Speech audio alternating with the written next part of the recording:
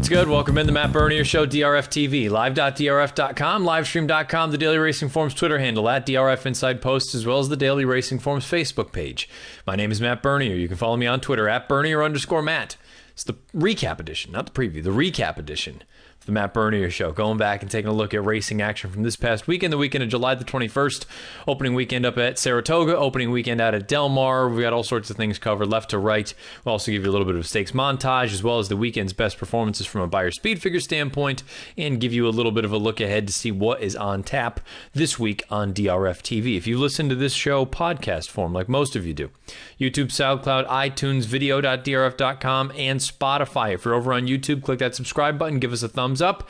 If you're over on iTunes, write us a review, give us a positive rating. Always, always, always greatly appreciated. Let's not waste any more time, shall we? Let's dive into it. This is the first grade one of the meet up at Saratoga in 2018. This is the field of fillies and mares that went 9 furlongs in the grade one. Diana.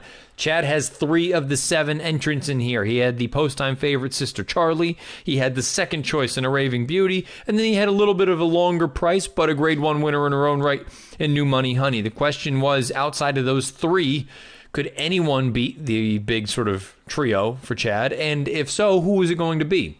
Well, nobody beat him, but this was a heck of a stretch run. Here is the stretch run of the Diana.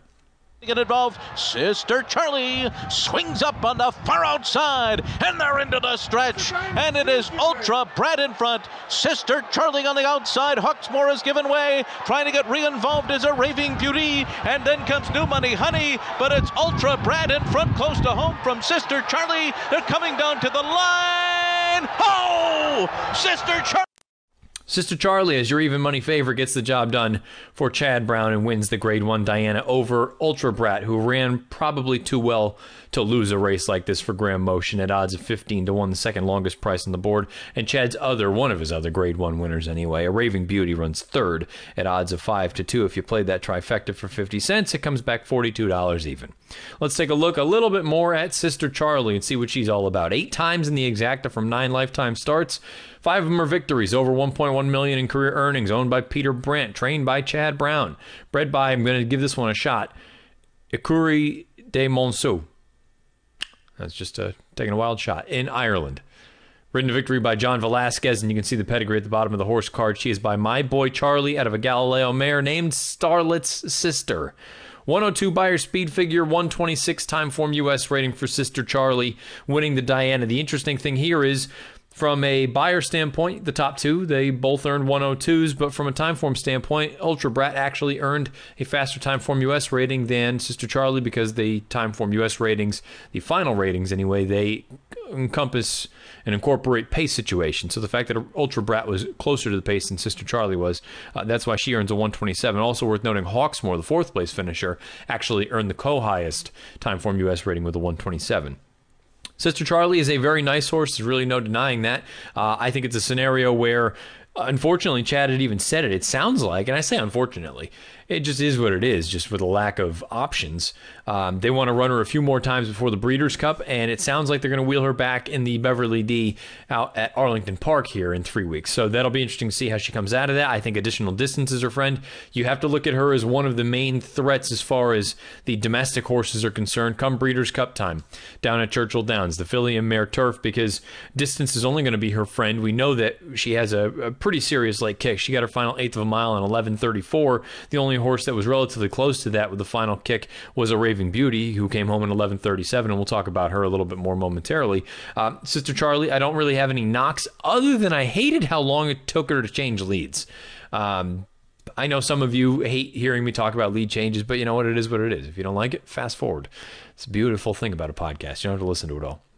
Sister Charlie, though, she'd never really done that before, and that bothers me a little bit. It doesn't mean that it's an end-all, be-all, and that she can't win grade one races going forward, but it is just something to keep an eye on, especially when you consider she's going to be one of the favorites in a race like the Beverly D, wheeling back on 3 weeks. I'm sure they decide to go that route. That's the way it sounds like it's going to go. But hey, again, she is what she is. She just shows up, and she runs great race after great race. And again, she was unlucky in that New York Stakes just because she was so far back early on. She ran really well there, and she ran really well here, winning the Diana. Diana. Ultra Brat ran too well to lose. You have to feel for Graham Motion. Everyone has talked about it on Twitter, and it's 100% accurate. When Motion has a target, he is as dangerous as anyone here in the United States and even in the world. Ultra Brat, she's a horse that I had always sort of discounted a little bit. I thought she was more of a Gulfstream kind of horse, more of a miler, and then she showed up with that big run down at Pimlico on Preakness weekend, but that was over an absolute bog. So I didn't know that I really took that 100 buyer at face value. Well, all she does is come back and run a bang-up race. 102 buyer here running second, beaten by a nose at 15-1. She's a nice horse, and now all of a sudden she fits interesting in this sort of middle distance ground. I don't know that she's a Beverly D type at 1 mile and 3/16. I feel like she is better at a flat mile, but we'll find out. It'll be interesting to see where she ultimately goes from here. A Raving Beauty, we need to talk about her because in the far turn, she had all sorts of trouble. She's down on the inside, and she also fits that international trip horse, stealing a line from Peter Thomas Fornatale, host of the DRF Players podcast. Everyone and their brothers saw the trouble that she had. She's down on the inside, moving very well beneath the Rat Ortiz Jr., and unfortunately, it just, whether it was Hawksmoor starting to back up a little bit or it was a Raving Beauty coming up on her, just one of those things where she had a little bit of run and she had nowhere to go. She got to check and kind of steady and alter. And unfortunately, it probably, I don't know that I'm going out of, stepping out of line saying it probably cost her a victory because she was only beaten by less than a length. So it was a big effort from a Raving Beauty. Now, the question becomes, where do you go with her going forward? Because I feel like with Sister Charlie, additional distance is her friend, and I understand there are some people that look at a Raving Beauty and say distance isn't going to be a problem for her, but I wonder if she is slightly better at these mile and a 16th, mile and an 8th, or a flat mile like she had when she won the Just a Game at Belmont. Wherever she shows up, you've got to view her as a legitimate player, regardless of distance, because she's just in such good form. And again, she had that terrible, terrible situation on the far turn where the trip just didn't work out. Hawksmoor, it was nice to see that she could still run a little bit, but that also made me question a little bit of what this field was all about, because I thought she was beat probably with 3/8 of a mile to go. And the fact that she's only beaten by a little more than a length and change, that to me is a little bit, I don't know what to make of that. But at the end of the day, when Hawksmoor is good, we know she's capable of producing an effort like this. Proctor's Ledge, I don't really want to hold this one entirely against her. She's done too many good things to think that this was sort of, she just was no good. And maybe it's just not her day. I also happen to think she's also better going a little bit shorter than 9 furlongs. New Money Honey, I think it might be over for her. Chad still seems to think that there's a race for her somewhere. I don't think she's nearly what she was as a 3-year-old. I just don't think she's moved forward. And War Canoe, no disrespect, War Canoe deserved to be 47-1 in a field like this. So it'll be fascinating to see what this race ultimately ends up being from a production standpoint. Where do some of these girls go, and how many of them are legitimate players in those next races? I would venture a guess at least 3 of them, maybe even 4 or 5, will be legitimate threats wherever they show up next. A little bit unfortunate trip for a Raving Beauty. Terrible beat for Ultra Brat just because she ran too well to lose. Sister Charlie gets all the cash and prizes. She wins the Grade 1 Diana opening weekend up at the Spa with a 102 buyer and a 126 Timeform US rating. 2-year-old boys in the Sanford on Saturday afternoon, the race preceding the Grade 1 Diana. Here was the field of 7. Pletcher always has a strong hand. Steve Asmussen seems to have a strong hand. Mark Casse seems to have a strong hand. This may not have been a giant field, but I think he had some legitimate quality in here. We'll talk about the figures here in a little bit, but there's a scenario where which way were you going to go? Were you going to go with Asmussen? Were you going to go with Pletcher? Were you going to go with Casse? Ultimately, who's the guy with the 2-year-olds up at Saratoga that usually does the best? Everyone does well, but who usually does the best? He's the one that prevailed. Here's the stretch run from Larry Colmus. 9 and they're into the stretch. Bagno Solo on the outside, strikes over. Sambaye comes on the attack on the outside. Furlong to run, strikes Silver to the front. Sambaye on the outside. Bagno Solo's down toward the rail. Whiskey Echo is 4th. It is Strike Silver, and here comes Sambaye, and here comes Sambaye on the outside to score in the Sanford. Sambaye, Todd Pletcher trainee, gets the job done. Javier aboard. He wins at odds of 5-2 in the Grade 3 Sanford. Strike Silver runs very, very well for Mark Casse and Julian Leperoux. He finishes 2nd, and Whiskey Echo, 1 of 2 in here for Steve Asmussen, runs 3rd at odds of 7-1. Let's take a look a little bit deeper at the champion now. Or I shouldn't say champion, because people get a little bit bent out of shape when you use that term when we're not talking about year-end awards. The winner of this year's Sanford, the Grade 3 Sanford, was Sombaye. He is 2 of 3 lifetime. He's never been out of the exact in 3 lifetime starts. Over $136,000 in career earnings. Owned by Starlight Racing, trained by Todd Pletcher. You see the breeders, J.D. Stewart and Muller Farm Incorporated down in Kentucky. Ridden to victory by Javier Castellano, and the pedigree at the bottom of the horse card. He is by Into Mischief out of a Limehouse mare named Taroda. 70 Beyer speed figure for Sombaye winning the Sanford. The runner-up, Strike Silver, also earns a 70 Beyer. From a time form standpoint, Sombaye a 94, Strike Silver a 96. That's because Strike Silver was the one cutting out the fractions, and Sombaye had to do a little bit extra work. It is worth noting, though, that if you look at time form US, the quarter and half mile splits were both color-coded red. Normally, you would be thinking that that would help horses coming from off of the pace a little bit more, but when you look and see the way this race was run, that wasn't necessarily the case.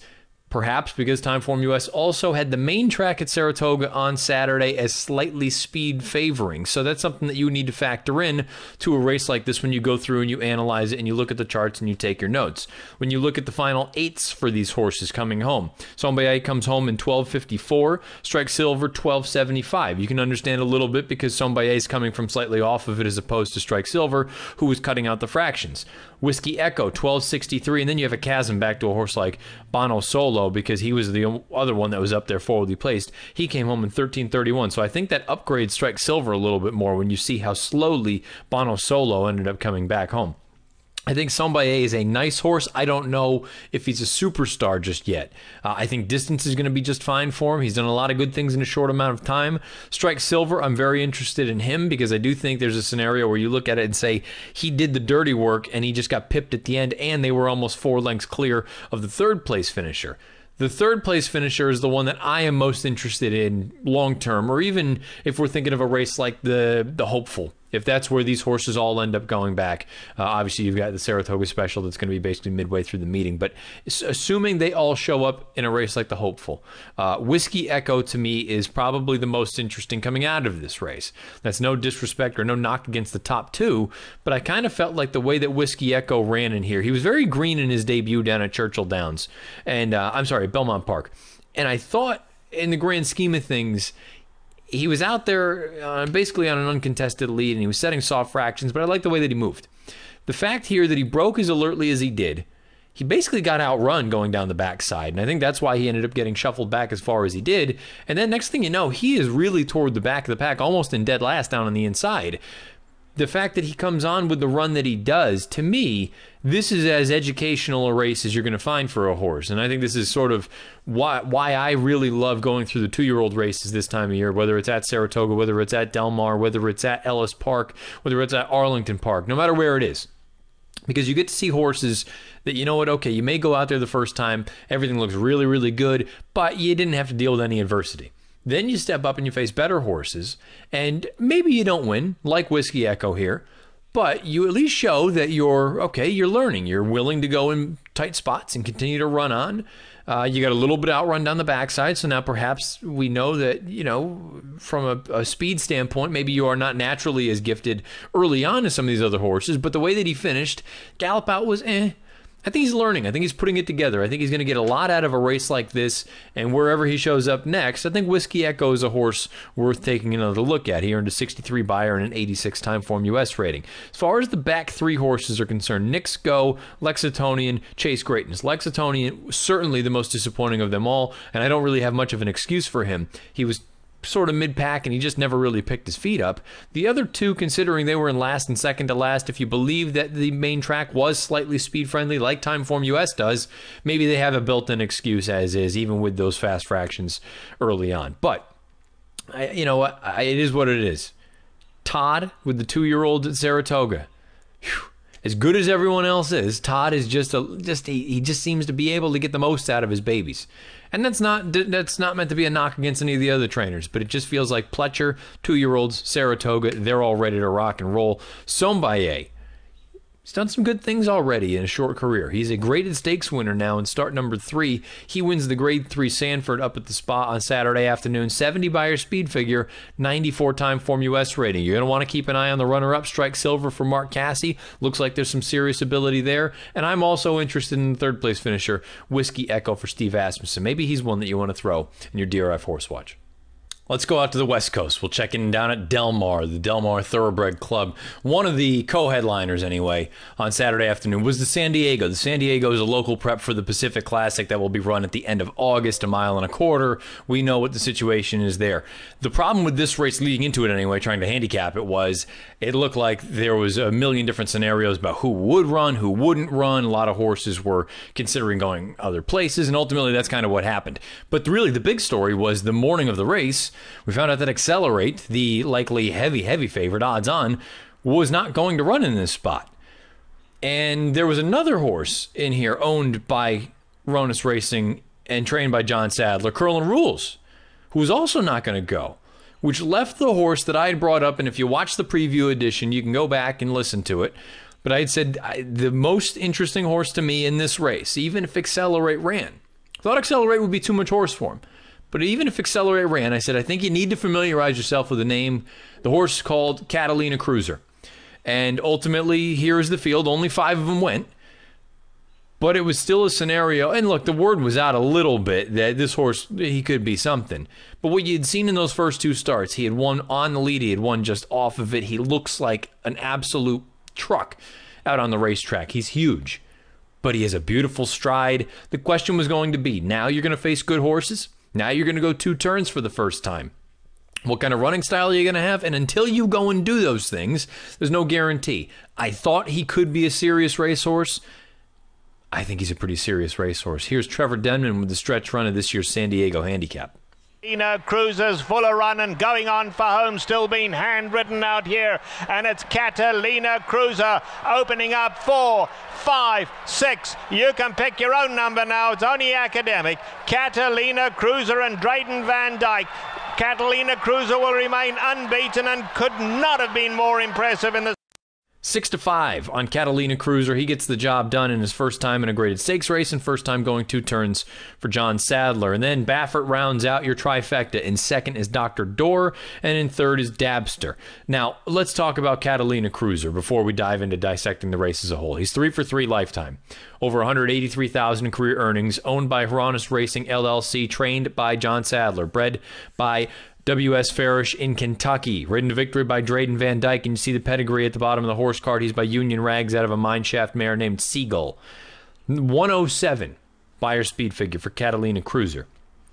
107. And his first time going 2 turns and his first time against better horses. Now this is paired up 107s because he earned a 107 in that sprint race 2 starts back as well.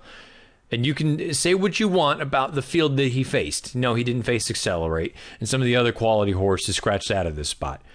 Dr. Door may not be a superstar, but he's a good horse. And Catalina Cruiser absolutely embarrassed him. Won by almost 7 lengths. The thing that I love the most about this, and I realize he got in as the lightweight in the entire field at 115 pounds. Realized the fractions weren't all that fast. You see 23:47 and 1, 11 and 3. They got the mile in 36 and 2. It's the way that when Van Dyke was rounding the far turn, he was not asking him for a step. And you look and you see Dr. Doors being pushed on by Joe Talamo, and you see Dabster trying to come from last, all out underneath Flavian Pratt.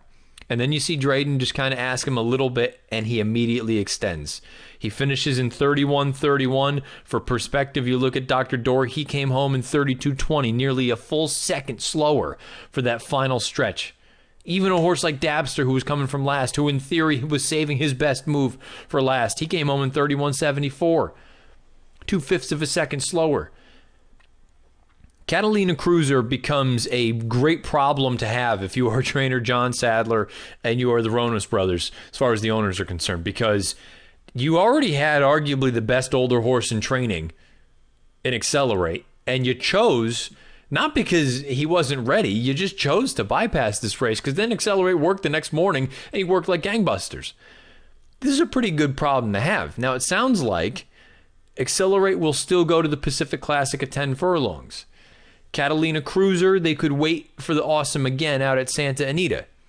I, personally, would love to see Accelerate run in the Pacific Classic, and I'd love to see Catalina Cruiser. I understand you don't want to test him at 1.25 miles just yet. I'd send him to Saratoga. I'd send him to Saratoga for the Woodward at the end of the Saratoga meeting on Labor Day weekend. You have plenty of time now. That's about, 5-6 weeks between this race and that race. And I understand the Awesome Again would just be a few weeks later, but you're still dealing with that. That's a significant gap, a large time off. If you run him in a race like the Woodward, and he can handle a ship across country, he can handle at least one good horse. We know diversify, that's going to be the goal for him. If he can handle all that, and he can handle a mile and an eighth, and he gets a grade 1, all of a sudden, Catalina Cruiser, you got to make a decision. And I know initially it sounds like the plan is going to be to target a race like the Breeders' Cup Dirt Mile for Catalina Cruiser. And I know that the talk is that Accelerate, this is going to be, in theory, his final sort of stretch, his final run. He'll be retired at the end of the year, you would imagine, and then go off to the breeding shed, or go off and be a stallion. Catalina Cruiser, that is not the case. It sounds like he will come back as a 5-year-old. I still think there's a scenario where if this division continues to be as tepid as it is right now, you have a horse that looks like he is just, I don't want to go as far as to say special, but holy smokes, man, you can't do a heck of a lot better than what he's done in his first 3 starts. Now, drawing a parallel to what we had seen with a horse like Justify early in his career, the difference is you're dealing with a man in Catalina Cruiser from a maturity standpoint, as opposed to a boy. Now, it might be a giant boy, but the difference is you're dealing with a horse that is basically fully developed in Catalina Cruiser, and Justify, whether we see him or not ever again, you're never going to have seen him get to this point physically where we have seen Catalina Cruiser. And I think that's immediately why you're seeing a horse like Catalina Cruiser. He's run 3 races and he has 2 107 buyers. And one of them's at 6 furlongs, the other one's at 8.5. Man, I tell you what, I am very, very excited about the possibilities of this horse, especially because I know he can sit off the pace. Did that in his career debut.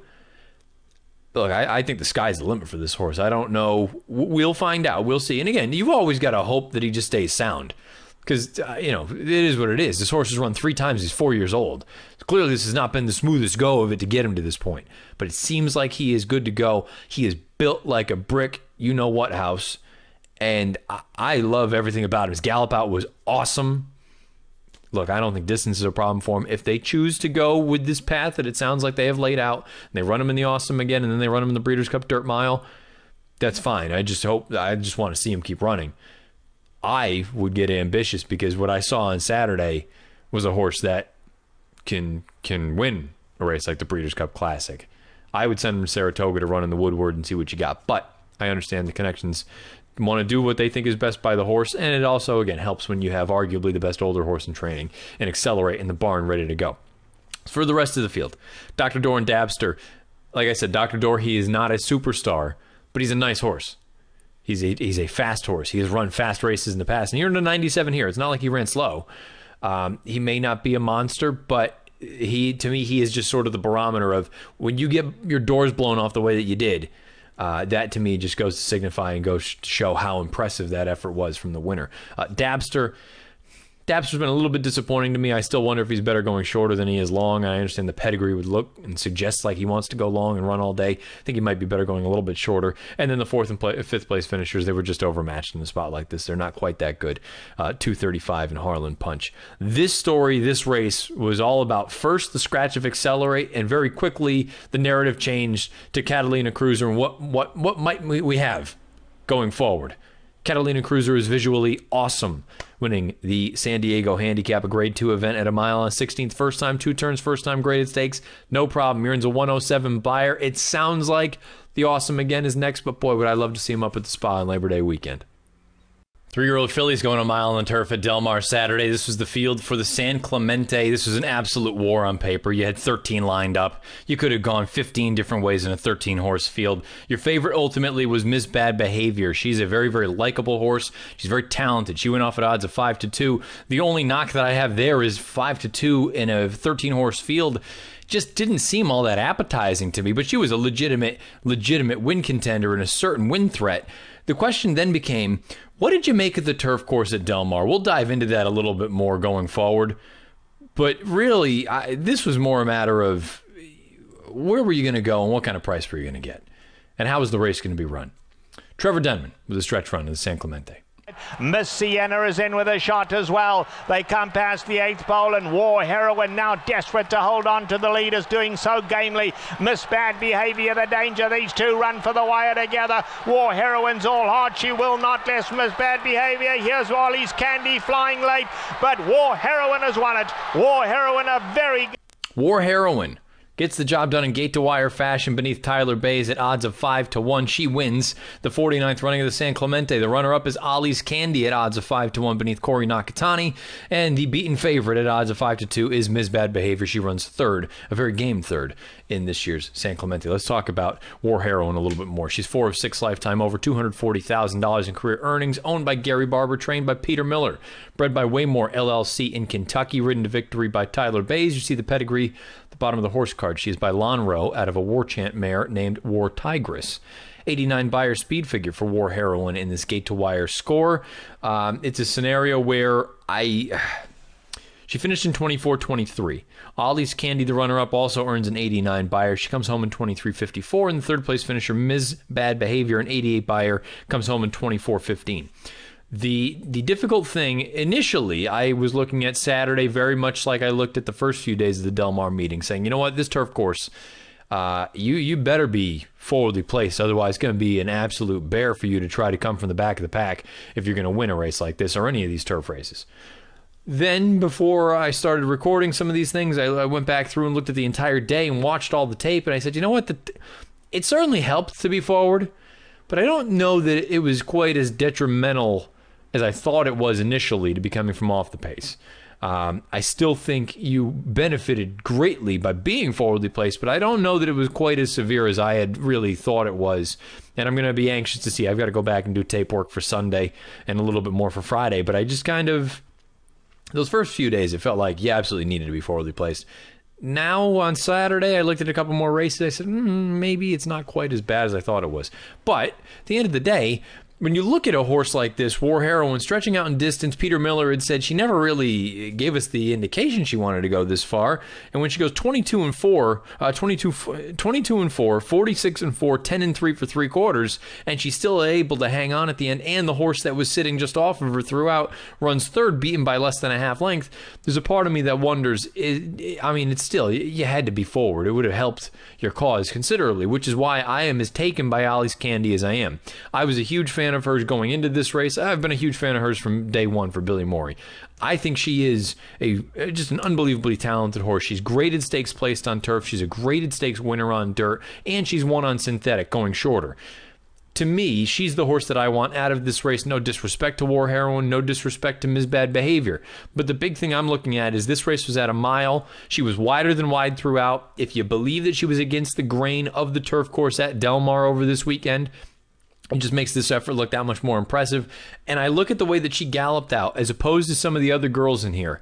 And if I'm thinking down the road to a race like the Del Mar Oaks, which is 9 furlongs, you got to get an extra 1/8 of a mile than what you ran on Saturday.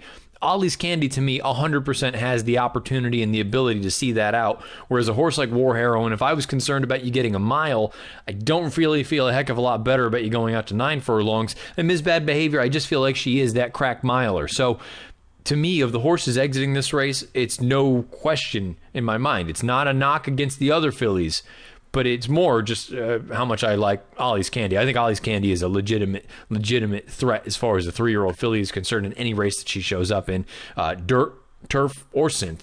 She's the one that I want coming out of this, but you have to tip your cap to the top 3 runners in this spot. As far as the rest of the field is concerned, it's difficult for me to sit here and say with a total conviction that you needed to be forward. I think it helped, but then when you see the horse that was third for the majority of the run, Miss Sienna, she backs up badly. The 5th place finisher, Dolce Ride, the 5th place runner early on through the pace calls, the 4th place runner through the pace calls, Rockin' Ready, she stops as badly as she does.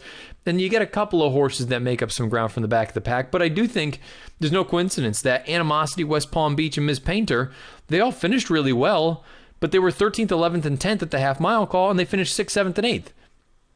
Probably because they just had too much to do on a track that it doesn't seem that conducive right now anyway to deep one-run closes. You at least have to have a little bit of tactical speed to really accentuate everything and kind of get the jump on everyone. And if you are going to come from off of it, I don't think you can come from a heck of a lot farther than about mid-pack. And that's ultimately where Ollie's Candy was. I know she, through the chart, it looks like she was even further back, but for the majority, she was probably 3/4 of the way through the field. So I think it was a big effort from all the top three. And you know what? Tip of the cap to Ahimsa, too, at odds of 72-1. She really runs great as the longer shot on the board to finish fourth in here. But War Heroine, she gets the job done in gate-to-wire fashion, winning this year's San Clemente for the 3-year-old girls going a mile.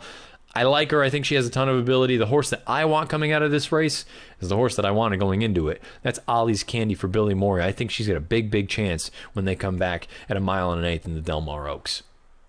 More 3-year-old filly action, this time on Sunday, and this time at Saratoga on the main track. Here's the field for the Grade 1 Coaching Club American Oaks. And really this boiled down to a story of two fillies. The Kentucky Oaks winner, the Acorn winner, the Ashland winner, Monomoy Girl versus Midnight Bisou, who was just so visually impressive winning the Mother Goose at Belmont Park most recently. Then outside of that, you had three sort of longer prices on the board. The third choice ended up being Eskimo Kisses at odds of 15-1. It boiled down to a game of tactics. We know Monomoy Girl can go to the lead. She can sit off of it. She can close from the back of it. Midnight Bisou really is a little bit more, I don't want to say one-dimensional, but you kind of know what her game is, and it's usually not speed. And that could have compromised her a little bit. We'll find out. Did it? Here's the stretch run of the CCA Oaks. Bisou has taken second, and she's got dead aim at her if she's good enough as they come into the final furlong of the Coaching Club American Oaks. Monomoy Girl is in front. Midnight Bisou is all out second on the outside. Chocolate Martini is third. Monomoy Girl's got plenty left in the tank. Oh, what a fabulous filly she is! Monomoy Girl wins it by 3. Midnight Bisou. Monomoy Girl, just too much for Midnight Bisou in here. She wins the Grade 1 Coaching Club American Oaks at odds of 1-2. Midnight Bisou runs second, beaten by 3 lengths, and then she is 3.5 lengths clear of Chocolate Martini, who, good on her, Grade 1 placing at odds of 43-1. Let's talk about the winner, shall we? She is 8 of 9 lifetime. She's never been out of the exacta. Monomoy Girl, over $1.6 million in career earnings. Owned by Michael Dubb, Monomoy Stables LLC, the Elkstone Group LLC, and Bethlehem Stables LLC. Trained by Brad Cox, bred by FPF LLC and Highfield Ranch in Kentucky. Ridden to victory by Florent Giroux.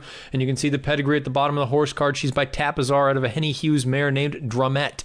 98 buyer, 126 time form US rating from Monomoy Girl. 94 buyer, 122 time form US rating from Midnight Bisou, and then you have a bit of a chasm back to Chocolate Martini and Eskimo Kisses. The beautiful thing about Monomoy Girl, say what you will about the fractions, 24, 48-1, 12-2 for 3/4. When Midnight Bisou rolls up and it looks like we're about to have an unbelievable pitch battle down the lane, you look at the final 1/8 of a mile for these two girls. Midnight Bisou comes home in 13-15, and this is supposed to be her game. Kicking home and finishing. Monomoy Girl, who's out there setting the fractions, they may have been tepid, but the fact is, she came home in 12:89. She came home considerably faster than Midnight Bisou did, and you can see that from that 3/4 mark to the final run. When they hit the wire, she put 2 lengths on Midnight Bisou. Midnight Bisou is a good quality filly. Monomoy Girl, what else is there to say? This division is done. Signed, sealed, delivered. She is your 3-year-old filly champion, no question about it. Anyone that tried to make the case against, heck, I was even willing to entertain the idea prior to this, where she would have needed to lose, and you would have needed Midnight Bisou to go on and win some bigger races down the road. I just don't know how. There was no feasible scenario for me. Even if a horse like Wonder Godot goes on and let's say she wins the Canadian Triple Crown and then wins the Breeders' Cup Distaff, there's just no way for me to say that exceeds what Monomoy Girl has done here this year. She's won the Ashland a Grade 1. She's won the Kentucky Oaks a Grade 1. She's won the Acorn a Grade 1. She's won the CCA Oaks a Grade 1. She's done it on 4 different racetracks. Keeneland, Churchill Downs, Belmont Park, Saratoga. I don't know how you possibly could not vote for her at the end of the year. I suppose the only thing, if you really want to just sort of be nitpicky here, she's not getting particularly faster. 98 buyer. She's sort of been living in that range, the mid to high 90s for quite some time now. I'm saying that wholeheartedly. This is just if you're really looking to nitpick anything. She's not getting necessarily faster just yet. That doesn't mean that I don't think she will get faster. Again, we can't talk about it enough. These 3-year-olds, it feels like they go through cycles. Early in their 3-year-old campaign, they're figuring things out. They'll probably take a step forward right in that Triple Crown time. Then maybe you get another step forward over the summer at some point, but then you're really likely to get that jump when they face older horses in the fall. Because again, they're getting closer and closer to hitting that maturation point leading into a 4-year-old campaign. Monomoy Girl's awesome. Look, you can't knock anything that she's done out there. She has that tactical ability. Sounds like, according to Brad Cox, likely 2 more races for this year for her. It may be the Alabama at 10 furlongs, maybe another race, but then the Breeders' Cup Distaff. That's ultimately the end game for her, Monomoy Girl. Here's just playing devil's advocate. Let's say Monomoy Girl, and I'll say she doesn't run in the Alabama, and let's say she runs in the Ogden Phipps at Belmont Park. 9 furlongs, 1 turn. Grade 1, older fillies and mares. Might run into a horse like a Late. Might run into some other big names. Say she goes out there and wins that race. Then say she goes and wins the Breeders' Cup Distaff. I realize people have just sort of anointed it and said it's a foregone conclusion that Justify is the horse of the year. And I think in my heart of hearts, I probably believe that to be the case.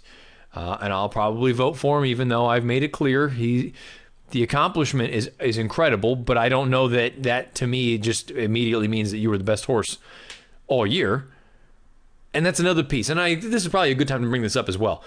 I'm very, very surprised by the folks that say Justify is the best horse in racing, or that Monomoy Girl is the best horse, the best filly. What they've accomplished is unbelievable. But if you are purely talking from an ability standpoint of their generation right now, no question. I can't say that. I can't say that with a straight face that they are the best horse in training of their gender, of their sex. Because Monomoy Girl, she hasn't run as fast as Abel Tasman has yet. She hasn't run as fast as Unique Bella has yet. So how can I sit here and have her ranked higher than some of these other older girls that have accomplished, maybe this year they haven't accomplished more, but they've run faster than she has. And really, I can't stress enough, I'm not trying to make a knock or make an argument against a horse like Monomoy Girl or against Justify, but the folks that say that a horse like Justify, he's the best horse in training, he's a near unanimous #1 pick in the NTRA poll. My only rebuttal to that would be, but he hasn't run as fast as Accelerate, or heck, even City of Light, or heck, even Catalina Cruiser all of a sudden, or any of these other horses. He hasn't run as fast as they have yet. So how can he be better than them? That just, again, it's another conversation for another day, but that is something that just kind of sticks with me. It is what it is. Polls are fun. They're discussion points that make people talk. One thing that will make people talk considerably, time and time again, is a horse that goes out and continues to succeed and do so at the highest level. And that's what Monomoy Girl and Brad Cox have done this year. Monomoy Girl is an unbelievable talent, a great ride from Florent Giroux. She gets the job done, her 4th Grade 1 of the year. She wins the CCA Oaks with a 98 buyer and a 126 Timeform US rating. Last race we'll dive into, as far as a full recap is concerned, is the Eddie Reed from Del Mar on Sunday afternoon. Here was the field of 10, and really you had a few different horses that made a lot of sense in a spot like this. You had Sharp Samurai, who looked like a newly, or I shouldn't say newly, we're in July at this point, but he's a 4-year-old that it looks like he's on the upswing, and he was really awesome as a 3-year-old, and I felt like this was sort of an opportunity for him to have a coming out party and really just show what he is capable of doing. But then you had old hard hitters like Hunt, who we know what he's capable of. He's a Grade 1 winner. We have It's in the Post, who's capable of giant things on his best day. And even past that, you could have gone with Bowie's Hero, or you could have gone with True Valor, who's coming in from Europe. You had a few different ways to go. Ultimately, it came down to a horse that used to be based over on the East Coast, and his 2nd or 3rd start out on the West Coast. Here's the stretch run of this year's Eddie Reed. Top of the lane now, out on the lead, Sharp Samurai. Sharp Samurai now kicks for home. Prime Attraction not done, coming back down at the rail at them. Now here's a late run from Bowie's Hero, an extreme outside, Catapult. Catapult is flying. Catapult like an express train. Catapult gonna get up. Catapult perfectly timed up to win it.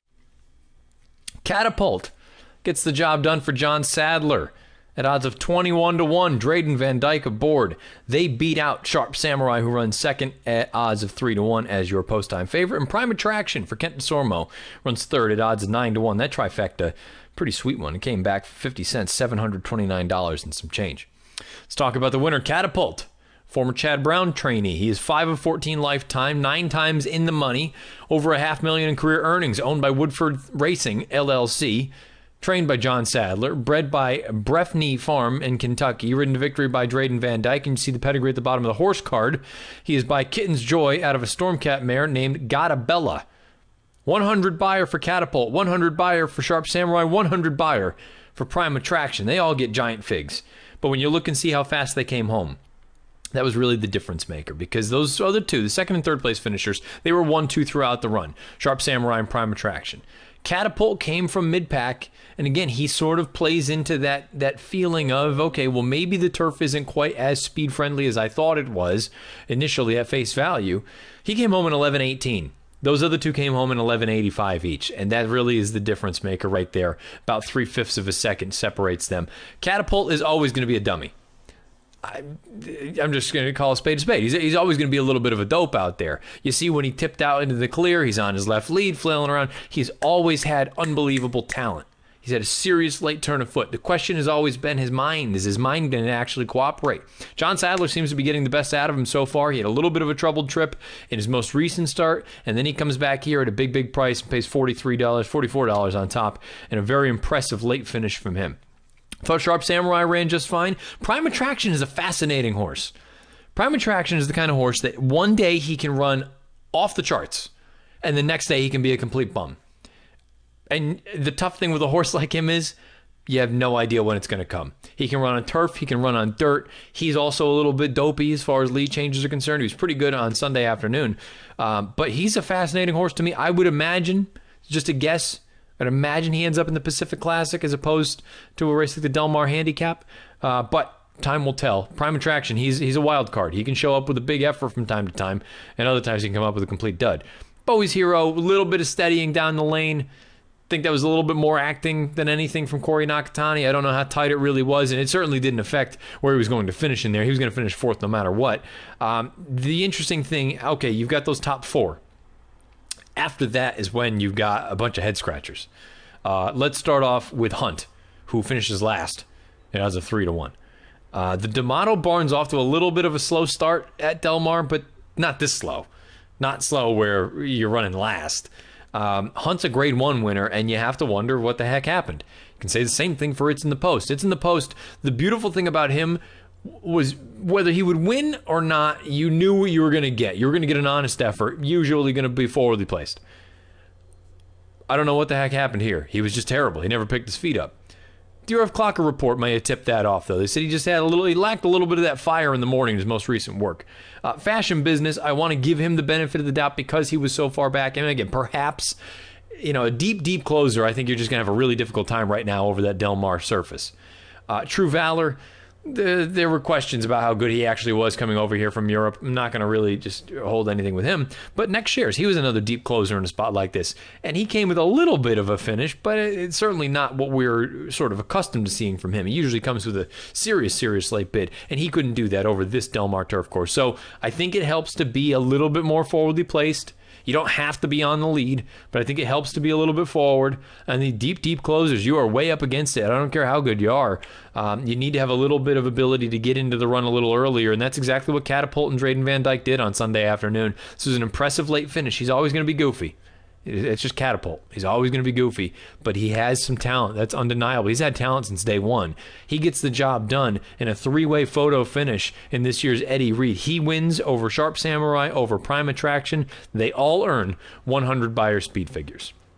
We are going to throw it into this week's stakes montage. Unfortunately, I wanted to go over the 2 stakes races from opening day up at Saratoga, the Schuylerville and the Lake George, but timing-wise, that would just make this thing be an endless saga. So we're going to throw that into the stakes montage, and when we come out of the stakes montage, I'll give a couple of quick thoughts on those 2 races. But you'll also have other sorts of great racing that unfortunately we just can't dive into, whether it's the Oceanside, whether it's the Ontario Colleen. We've got a New York state-bred race up at Finger Lakes, the New York Derby, all sorts of stuff. You name it. Here's this week's stakes montage. 4.64 half. They're into the stretch. Catherine the Great, the leader. Nona Madeline's a length and a half behind coming into the final furlong. Serengeti Empress is third. Lady Apple is fourth. Congrats Gal down toward the inside. And Eye in the Sky, but it's Catherine the Great. Catherine the Great's gonna go all the way. Catherine the Great and Jose Ortiz in the 100th Schuylerville. The inside and having to check hard there was Punked near the back of the pack, and here comes Altea and Erod Ortiz Jr. to take the lead, and Daddy is a Legend and Manny Franco get through on the inside, and now they're in front. Now they've taken over. Daddy is a Legend to the front from Altea as they come down to the line. Daddy is a Legend wins the Lake George over Altea. Then Good Things Take Time. Then comes Restrained Vengeance and Respect the Hustle. Coming for home, it's a whole different picture now. A Fleet Ascent in the red colours. On the inside, Calex Man. Down the centre, here comes Restrained Vengeance with a big run. It's a Fleet Ascent. Restrained Vengeance on the outside. Restrained Vengeance to get up. Restrained Vengeance won it to a Fleet Ascent. Mura goes on, leads it by 2 lengths. Paradise Woods in the white cap down the centre. Compelled Akira at the rail, all chasing now. They come for home. Fahan Mura keeps on finding. Fahan Mura showing no signs of slowing down. The more they asked, the more she gave. Fahan Mura and Edwin Maldonado have taken the Oceanitas. Akira gets second. Midnight Stormy goes to the front. Top of the home stretch. Got Stormy led. Peach of a Gal unleashing. And Get Explicit and Safe to Say running on. Out in front though. Hands and heels here. Got Stormy. Running home well is Safe to Say. Ducked in behind Peach of a Gal. Got a bit inconvenienced. But Got Stormy has not released the brakes and is all over a winner. Got Stormy in front. AA Azula's Arch with a shortcut to second. A very easy win. Got Stormy never extended. Wins the Ontario Colleen. Miss Deplorable on the outside and Elizabeth Darcy going at it. 3 lengths back, and Aldwood Lane is now finding her best stride. Has 3 to make up. She'll angle to the outside. Miss Deplorable leads. Aldwood Lane charging into second with Elizabeth Darcy. It's Miss Deplorable to win the Blue Sparkler. Aldwood Lane. Benzie rolls the last of 6. Seafoam and Spectacular Kid. It's been like this from the beginning, and it's been Seafoam's race from the very start, and he leads at the 8th pole. Spectacular Kid is second. Analyze the odds is a good 6 from the front, and the front belongs to Seafoam, and he is going to win the New York Derby wire to wire. Jamie Rodriguez and Seafoam all the way. Final copy the outside. Johnny Bear gets a split right through the centre, and down the outside coming is Mektal, but Tizza slams in front, tackled by Johnny Bear, and down the outside coming a final copy and Mektal. Alan Garcia and Mektal flying now. Tizza slam in front though. Johnny Bear, Mektal on the outside, but they're not getting Tizza slam.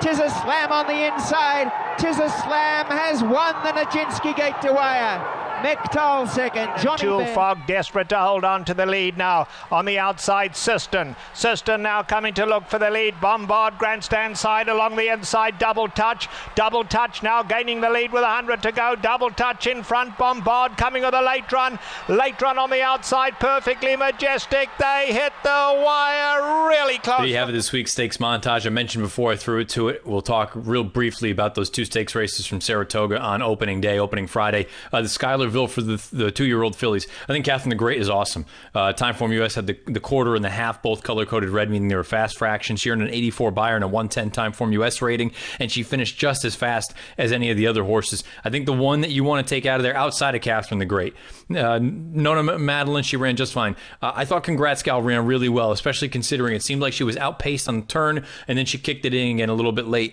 I think she's a little bit green, think she's learning, but Congrats Gal might be okay going forward. But Catherine the Great, she looks like she's the goods. As far as the Lake George is concerned, I don't really have any knocks against Daddy is a Legend. I just kind of feel like she's okay, but she's not as good as the girls that were running the Belmont Oaks. As far as Altea is concerned, I'd love to see her. She had that really quick sort of move when Arad tipped her out into the clear, rounding the far turn.